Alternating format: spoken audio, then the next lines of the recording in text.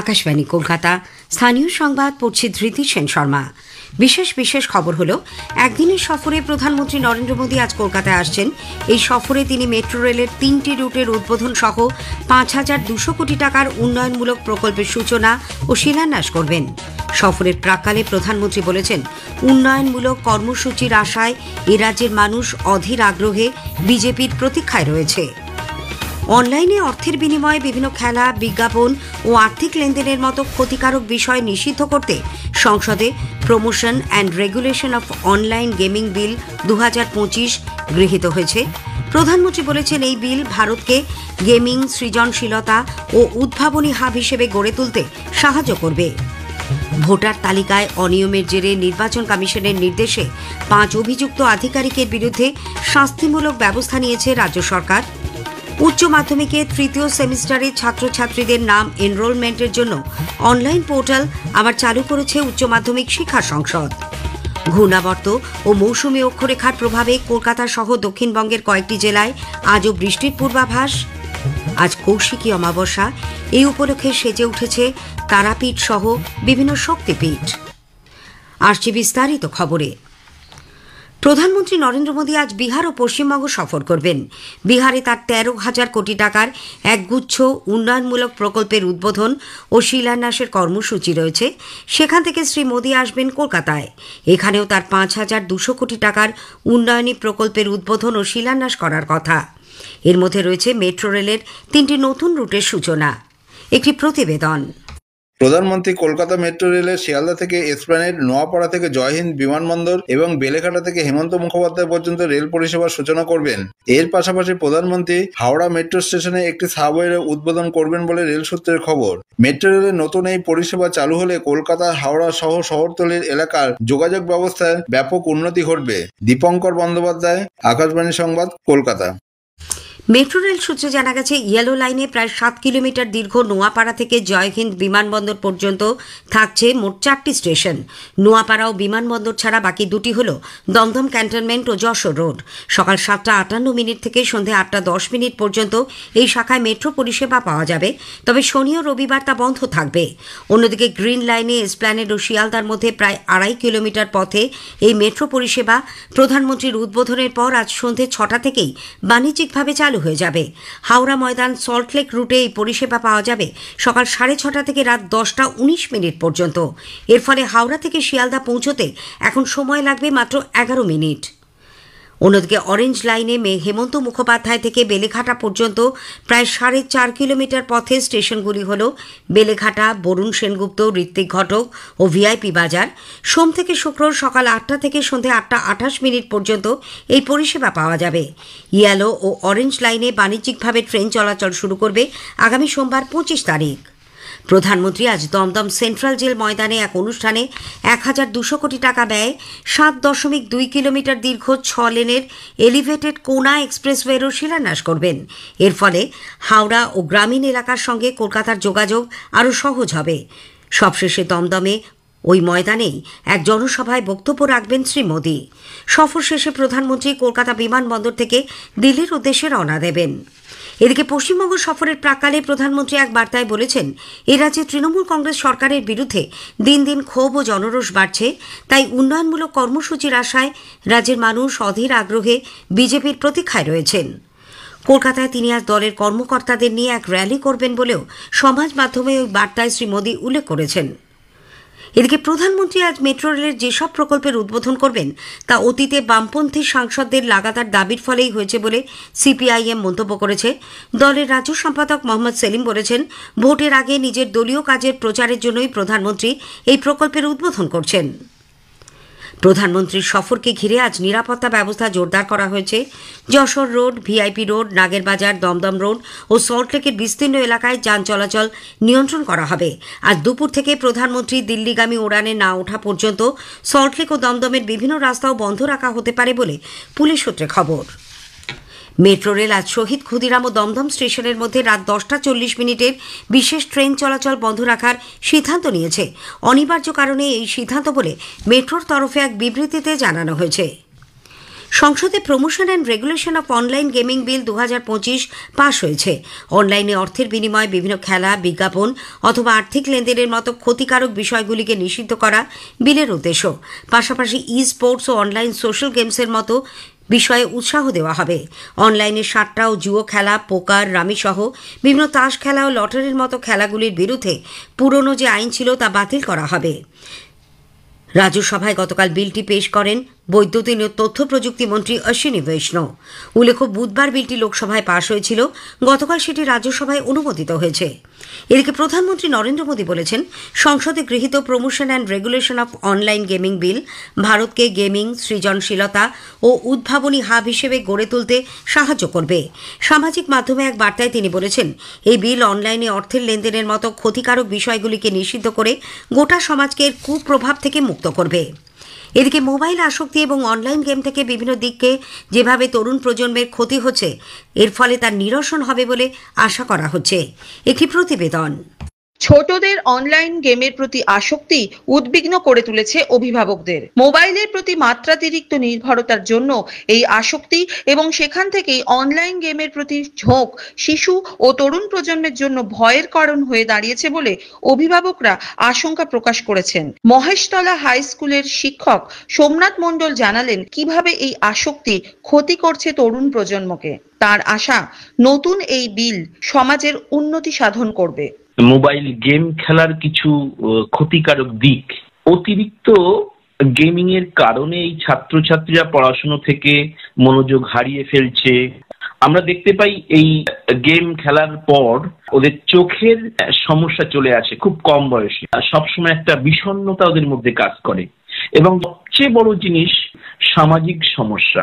কিশোর বয়সী এই ছাত্ররা তারা মোবাইল গেমের প্রতি আসক্ত হওয়ার ফলে সামাজিক সম্পর্ক নষ্ট হচ্ছে। যেমন এরকম ধরনের গেমিং যাতে বন্ধ হয়, সরকারিভাবে যদি এই সাইটগুলো যদি নিষিদ্ধ করা হয়, তাহলে ওরা অ্যাক্সেস করতে পারবে।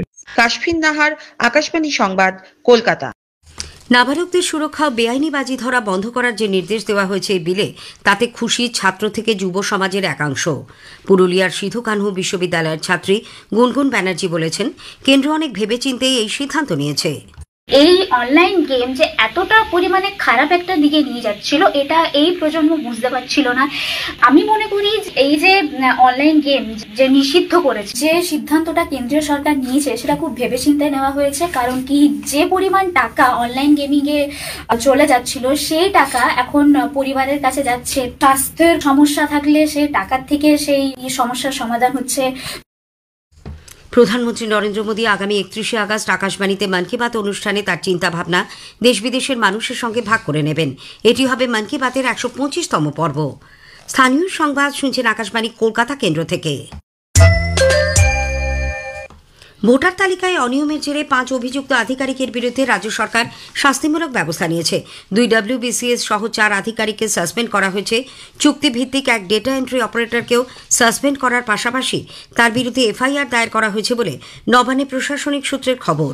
নির্বাচন কমিশনের নির্দেশে তাদের বিরুদ্ধে এই শাস্তিমূলক ব্যবস্থা কার্যকর করা হলো। তবে কমিশনের নির্দেশ মতো সমস্ত আধিকারিকের বিরুদ্ধে এফআইআর দায়ের করা হয়নি। উল্লেখ্য, রাজ্যের মুখ্যসচিব মনোজ পন্ত দিল্লিতে কমিশন প্রসঙ্গে বেঞ্চের সঙ্গে দেখা করে ওই আধিকারিকদের বিরুদ্ধে গতকালের মধ্যে শাস্তিমূলক ব্যবস্থা কার্যকর করার প্রতিশ্রুতি দিয়েছিলেন। উচ্চ মাধ্যমিকের 3য় সেমিস্টারের ছাত্রছাত্রীদের নাম এনরোলমেন্টের জন্য অনলাইন পোর্টাল আবার চালু করেছে উচ্চ মাধ্যমিক শিক্ষা সংসদ।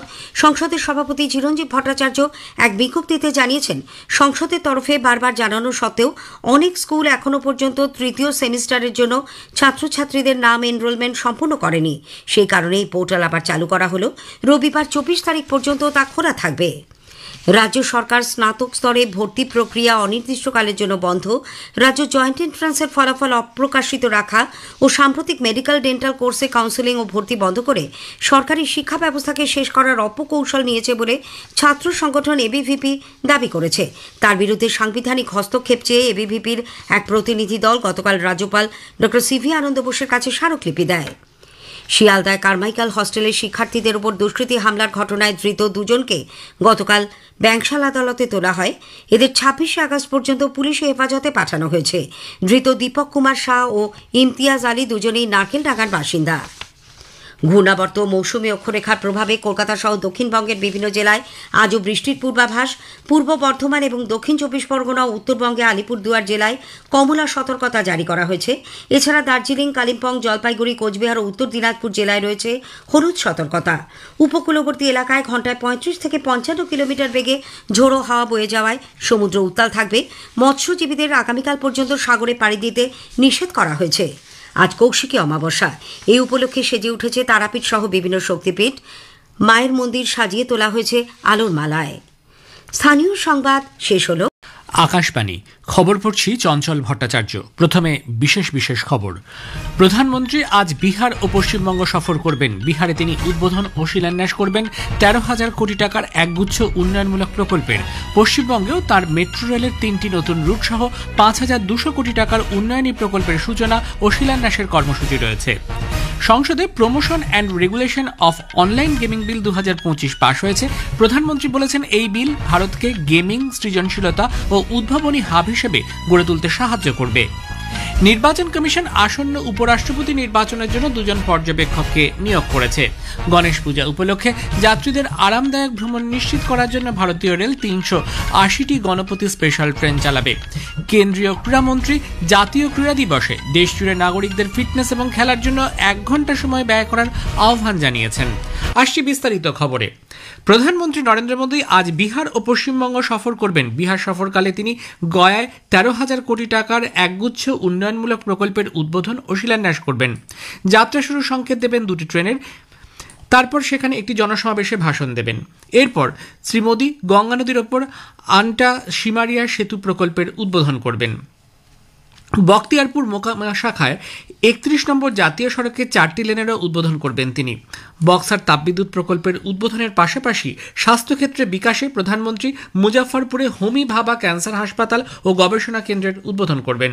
তিনি মুঙ্গেরে নমামি গঙ্গা প্রকল্পের আওতায় নির্মিত নিকাশি প্রকল্পকে জাতির উদ্দেশ্যে উৎসর্গ করবেন। এছাড়া পিএম গ্রামীণ আবাস যোজনার আওতায় 12,000 ও পিএম শহরাঞ্চলীয় আবাস যোজনার আওতায় 4,260 জন উপভোক্তার গৃহপ্রবেশ অনুষ্ঠান হবে আজ। প্রধানমন্ত্রী এদের কয়েকজনের হাতে প্রতীকী চাবি তুলে দেবেন। বিহার থেকে তিনি আসবেন কলকাতায়। এখানে তাঁর 5,200 কোটি টাকার উন্নয়নমূলক প্রকল্পের উদ্বোধন ও শিলান্যাস করার কথা। এর মধ্যে রয়েছে মেট্রো রেলের 3টি নতুন রুটের সূচনা। এগুলি হল ইস্ট ওয়েস্ট মেট্রো রুটে শিয়ালদা থেকে ধর্মতলা, গড়িয়া বিমানবন্দর মেট্রো রুটে বেলেঘাটা থেকে হেমন্ত মুখোপাধ্যায় এবং নোয়াপাড়া থেকে বিমানবন্দর। যাত্রা শুরুর সংকেত দেওয়ার পর প্রধানমন্ত্রী নিজে নোয়াপাড়া বিমানবন্দর পথে সফর করবেন। এরপর দমদম সেন্ট্রাল জেলে ময়দানে এক অনুষ্ঠানে প্রধানমন্ত্রী 1,200 কোটি টাকার ব্যয়ে 7.2 কিলোমিটার দীর্ঘ 6 লেনের এলিভেটেড কোনা এক্সপ্রেসওয়ের শিলান্যাস করবেন। সবশেষে দমদম সেন্ট্রাল জেল ময়দানে এক জনসভায় বক্তব্য রাখবেন তিনি। তার এই অনুষ্ঠানের প্রস্তুতি নিয়ে একটি প্রতিবেদন। দমদম সেন্ট্রাল জেলের মাঠে প্রধানমন্ত্রীর জনসভার প্রস্তুতি এখন তুঙ্গে। ওই মাঠেই দুটি কর্মসূচি রয়েছে প্রধানমন্ত্রীর। তবে প্রতিকূল আবহাওয়ার কারণে বিঘ্নিত হচ্ছে সভার প্রস্তুতি। জল কাদায় ভরা মাঠে আর্থ মুভার, পেলোডার, রোলার দিয়ে প্রায় যুদ্ধকালীন তৎপরতায় চলছে মঞ্চ প্রস্তুতির কাজ। বালি, সুরকি এবং কাঠের পাটাতন দিয়ে কাদা মাটি ঢাকার চেষ্টা করা হচ্ছে। নিরাপত্তা ব্যবস্থা খতিয়ে দেখতে দফায় দফায় পরিদর্শনে আসছেন পুলিশ ও প্রশাসনের পদস্থ কর্তারা। রাজ্য বিজেপির নেতারাও দফায় দফায় প্রধানমন্ত্রীর সভাস্থলের পরিস্থিতি খতিয়ে দেখে যাচ্ছেন। পল্লব ঘোষের সঙ্গে অভিরূপ ভট্টাচার্য, আকাশবাণী সংবাদ, কলকাতা।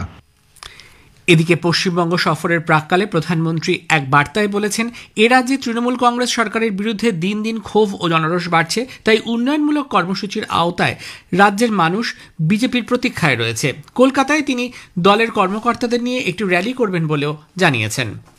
সংসদে promotion and regulation of online gaming বিল 2025 পাশ হয়েছে। অনলাইনে অর্থের বিনিময়ে বিভিন্ন খেলা, বিজ্ঞাপন অথবা আর্থিক লেনদেনের মতো ক্ষতিকারক বিষয়গুলিকে নিষিদ্ধ করাই এই বিলের উদ্দেশ্য। পাশাপাশি ই স্পোর্টস ও অনলাইন সোশ্যাল গেমসের বিষয়ে উৎসাহ দেওয়া হবে।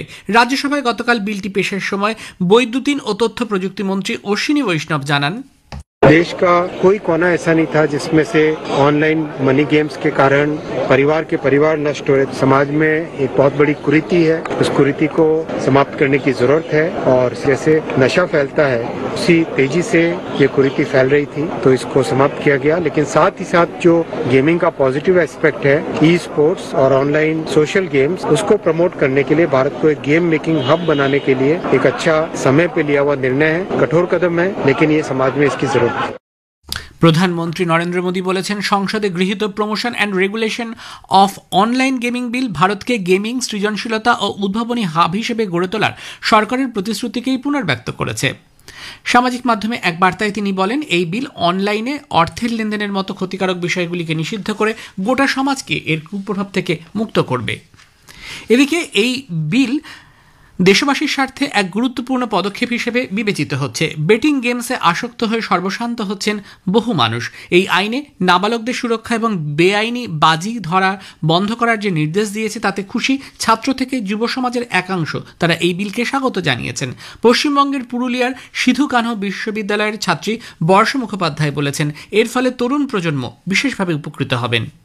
বিলটা পাস হয়ে অত্যন্ত একটা ভালো কাজ হয়েছে আমার যেটা মনে হয়, কারণ এমন অনেকে আছে, আমি যেরকম দেখেছি একটা প্রজন্ম এই গেমের এডিক্টেড হয়ে যাচ্ছে, যারা বিলো 18, তারা অনেক সময় প্রতারণার শিকার হচ্ছে এটার ফলে।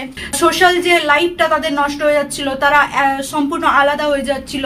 বাইরের কোম্পানিজ গুলো, যারা বিদেশি কোম্পানি, তারা এইসব গেমগুলোকে আমাদের মার্কেটে এনে পরে বিপুল পরিমাণ টাকা আমাদের দেশ থেকে নিয়ে চলে যাচ্ছিল। এটা যদি বন্ধ হয় তাহলে আমাদের মনে হয় যে দেশের অর্থনীতিও এটা কিন্তু অনেক ক্ষেত্রে সুবিধাজনক হবে এটা ব্যান হওয়ার ফলে। প্রধানমন্ত্রী নরেন্দ্র মোদী আগামী 31শে আগস্ট আকাশবাণীতে মন কি বাত অনুষ্ঠানে তাঁর চিন্তাভাবনা দেশ বিদেশের মানুষের সঙ্গে ভাগ করে নেবেন। এটি হবে মন কি বাতের 125তম পর্ব। বেলা 11টা থেকে আকাশবাণী এবং দূরদর্শনের সবকটি প্রচার তরঙ্গ এবং আকাশবাণীর news on AIR website, mobile app, প্রধানমন্ত্রীর দপ্তর, তথ্য সম্প্রচার মন্ত্রকের ওয়েবসাইট ও ইউটিউব চ্যানেলে অনুষ্ঠানটি সম্প্রচারিত হবে। এ খবর প্রচারিত হচ্ছে আকাশবাণী থেকে। আমাদের সংবাদ শোনা যাবে ইউটিউব চ্যানেল আকাশবাণী সংবাদ বাংলা, ফেসবুক ও ইনস্টাগ্রাম আকাশবাণী সংবাদ কলকাতা এবং এক্স হ্যান্ডেল এআইআর নিউজ কলকাতাতে। নির্বাচন কমিশন আসন্ন উপরাষ্ট্রপতি নির্বাচনের জন্য 2 জন পর্যবেক্ষককে নিয়োগ করেছেন। এরা হল পঞ্চায়েতি রাজ মন্ত্রকের অতিরিক্ত সচিব সুশীল কুমার লোহানি এবং অর্থ মন্ত্রকের অতিরিক্ত সচিব ডি আনন্দন। উল্লেখ্য, 17 উপরাষ্ট্রপতি পদের নির্বাচন হবে আগামী 9 সেপ্টেম্বর। জাতীয় গণতান্ত্রিক জোট এনডিএ সিপি রাধাকৃষ্ণনকে তাদের প্রার্থী করেছে। বিরোধী আইএনডিআইএ জোটের প্রার্থী হয়েছেন সুপ্রিম কোর্টের প্রাক্তন বিচারপতি বি সুদর্শন রেড্ডি। নির্বাচন কমিশন আগরতলায় আগামীকাল থেকে উত্তর পূর্ব এনএসএস উৎসব 2025 শুরু হবে। 5 দিনব্যাপী এই উৎসবে অংশগ্রহণ করবেন উত্তর পূর্ব ভারতের 8টি রাজ্যের 3 শতাধিক এনএসএস স্বেচ্ছাসেবী। আগরতলা নজরুল কলাক্ষেত্রে উৎসবের উদ্বোধন করবেন মুখ্যমন্ত্রী অধ্যাপক ডাক্তার মানিক সাহা। গণেশ পূজা উপলক্ষে যাত্রীদের আরামদায়ক ভ্রমণ নিশ্চিত করার জন্য ভারতীয় রেল 380টি গণপতি স্পেশাল ট্রেন চালানোর সিদ্ধান্ত নিয়েছে। 2023 সালে মোট 305টি গণপতি স্পেশাল ট্রেন চালানো হয়। রেল মন্ত্রক এক বিবৃতিতে বলেছে, মহারাষ্ট্র এবং কোঙ্কণ অঞ্চলে যাত্রীদের চাহিদা মেটাতে মধ্য রেল 296টি ট্রেন চালাবে। দীপাবলি এবং ছট উৎসবে যাত্রীদের সুবিধার্থে 12,000-এরও বেশি বিশেষ ট্রেন চালানোর সিদ্ধান্ত নিয়েছে ভারতীয় রেল। কয়লা মন্ত্রী জি কিষাণ রেড্ডি জানিয়েছেন, গত বছরের তুলনায় কয়লা আমদানি এবছর 9% হ্রাস পেয়েছে। নতুন দিল্লিতে বাণিজ্যিক কয়লা খনি নিলামের 13তম দফার সূচনা করে শ্রী রেড্ডি জানান, দেশের ক্রমবর্ধমান জ্বালানির চাহিদার সঙ্গে কয়লার চাহিদা ধারাবাহিকভাবে বৃদ্ধি পাচ্ছে। পেট্রোলিয়াম ও প্রাকৃতিক গ্যাস মন্ত্রী হরদীপ সিং পুরী জানিয়েছেন, পেট্রোলিয়াম পণ্যের সুস্থায়ী বিকল্প হিসেবে জৈব জ্বালানির ব্যবহার বাড়াতে সরকার উল্লেখযোগ্য অগ্রগতি অর্জন করেছে। লোকসভায় এক প্রশ্নের লিখিত জবাবে শ্রী পুরী বলেন, জৈব জ্বালানি জাতীয় নীতির মাধ্যমে এর ব্যবহার বৃদ্ধির উদ্যোগ নেওয়া হয়েছে। ইসরোর চেয়ারম্যান ভি নারায়ণন বলেছেন, ভারতের প্রথম মানববাহী মহাকাশ অভিযান গগনযানে আগামী ডিসেম্বরে তার প্রথম পরীক্ষামূলক উড়ানের ব্যবস্থা করা হয়েছে। গগনযানের পরীক্ষা নিরীক্ষা ভালোভাবে এগিয়ে চলেছে এবং এখন পর্যন্ত 80% বা প্রায় 7,700টি পরীক্ষা সম্পন্ন হয়েছে। মহারাষ্ট্রের পালঘর জেলার তারাপুর বৈশার শিল্পাঞ্চলে গতকাল একটি ওষুধ কোম্পানিতে নাইট্রোজেন গ্যাস লিক হওয়ার কারণে 4 জনের মৃত্যু হয়েছে, 2 জনের অবস্থা আশঙ্কাজনক। গাজায় অবিলম্বে নিরপেক্ষ বিদেশি সংবাদ মাধ্যমের প্রবেশাধিকার নিশ্চিত করতে ইসরায়েলের প্রতি আহ্বান জানানোর বিবৃতিতে ব্রিটেনও সমর্থন জানিয়েছে। এর আগে সাংবাদিকদের অধিকার এবং সুরক্ষার জন্য কাজ করে এমন একটি আন্তঃসরকারি গোষ্ঠী মিডিয়া ফ্রিডম কোয়ালিশন এ সংক্রান্ত বিবৃতিতে ফ্রান্স, জার্মানি, অস্ট্রেলিয়া এবং জাপান স্বাক্ষর করে। কেন্দ্রীয় ক্রীড়ামন্ত্রী ডক্টর মনসুখ মান্ডভিয়া 29শে আগস্ট জাতীয় ক্রীড়া দিবসে দেশজুড়ে নাগরিকদের ফিটনেস এবং খেলার জন্য 1 ঘন্টা সময় ব্যয় করার আহ্বান জানিয়েছেন। কিংবদন্তি হকি খেলোয়াড় মেজর ধ্যানচাঁদের জন্মদিনে এই দিনটি পালিত হয়। শেষে বিশেষ খবর আরও একবার। প্রধানমন্ত্রী আজ বিহার এবং পশ্চিমবঙ্গ সফর করবেন। বিহারে তিনি উদ্বোধন ও শিলান্যাস করবেন 13,000 কোটি টাকার একগুচ্ছ উন্নয়নমূলক প্রকল্পের। পশ্চিমবঙ্গে তার মেট্রো রেলের 3টি নতুন রুট সহ 5,200 কোটি টাকার উন্নয়নী প্রকল্পের সূচনা ও শিলান্যাসের কর্মসূচি রয়েছে। নির্বাচন কমিশন আসন্ন উপরাষ্ট্রপতি নির্বাচনের জন্য 2 জন পর্যবেক্ষককে নিয়োগ করেছে। খবর শেষ হলো।